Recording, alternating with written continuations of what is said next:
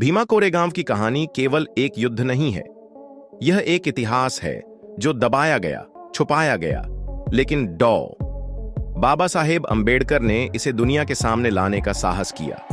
आज हम जानेंगे कैसे भीमा कोरेगांव ने भारत के दलित समाज को आत्मसम्मान और संघर्ष का प्रतीक दिया।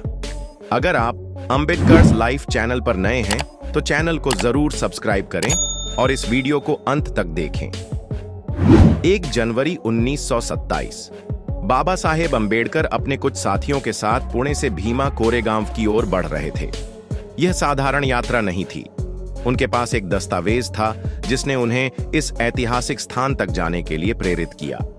यह दस्तावेज 1818 में हुए भीमा कोरेगांव के युद्ध से जुड़ा था।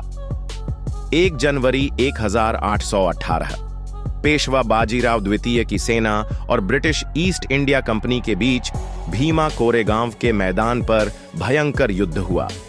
पेशवा की सेना में उच्च जातियों के हजारों सैनिक थे, जबकि ब्रिटिश सेना में 500 महार सैनिक। इस युद्ध में महार सैनिकों की वीरता ने इतिहास रच दिया। उन्होंने यह लड़ाई केवल ब्रिटिश के लिए नहीं, बल्कि अपने आत्मसम्मान के लिए लड़ी थी। लेकिन कहानी यहीं खत्म नहीं होती। बाबा साहेब को जो दस्तावेज मिला था, उसमें न केवल इस लड़ाई का विवरण था, बल्कि एक गहरा रहस्य छुपा था।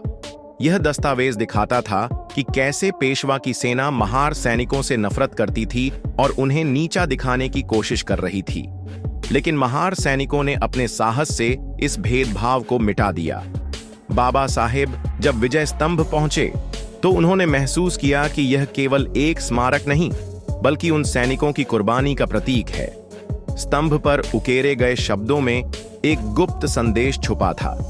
बाबा साहेब ने उस संदेश को पढ़ा और समाज को यह बताया कि यह लड़ाई केवल एक युद्ध नहीं थी, बल्कि जातिगत भेदभाव के खिलाफ एक आंदोलन थी।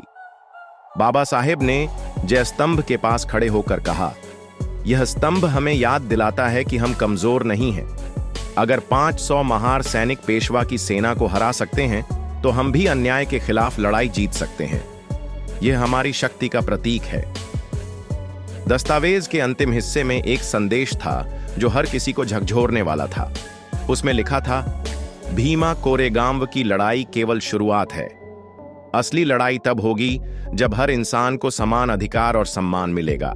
यह विजय स्तंभ तभी पूर्ण होगा। बाबा साहेब अंबेडकर ने इस ऐतिहासिक स्थल को दलित समाज के लिए प्रेरणा का प्रतीक बना दिया। उन्होंने हमें सिखाया कि न्याय और समानता की लड़ाई कभी खत्म नहीं होती। यह विजय स्तंभ हर उस व्यक्ति के लिए एक संदेश है जो अन्याय के खिलाफ खड़ा होता है। भीमा कोरेगांव संघर्ष, सम्मान और साहस का प्रतीक।